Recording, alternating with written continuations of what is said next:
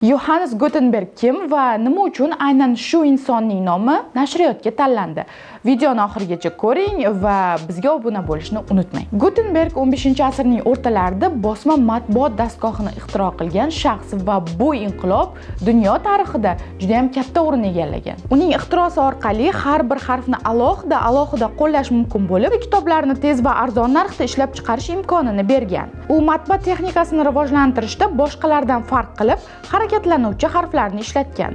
Bu esa o'sha davrda qo'l yozuvlari bilan yozilgan kitoblarning ko'pligini va qimmatligini yengib o'tishga yordam bergan. Gutenbergning bosma pressi kitoblarni keng ommaga taqdim etgan. Ilm-fan, madaniyatga bo'lgan ta'sirini sezilarli darajada oshirgan. Uning ixtirosi tufayli axborotlar yanada ommalashgan, natijada dunyo o'zgarib, ilmiy inqiloblar amalga oshgan. Gutenbergning nomi nafaqat matbaa inqilobining ramzi, balki yangi ilmiy va madaniy g'oyalar tarqalishining ham timsoli bo'lgan. Nashriyot aynan Gutenberg nomini tanlagani bu nashriyotning ilm-fan, texnologiya va innovatsiyalarga oid kitoblarni chop etishga intilishi hamdir. Uning matbaachilikda qo'llagan inqilobiy yondashuvlari kabi biz ham yangi bilimlarni, ilmiy kashfiyotlarni va texnologik yangiliklarni keng ommaga yetkazishni maqsad qilganmiz.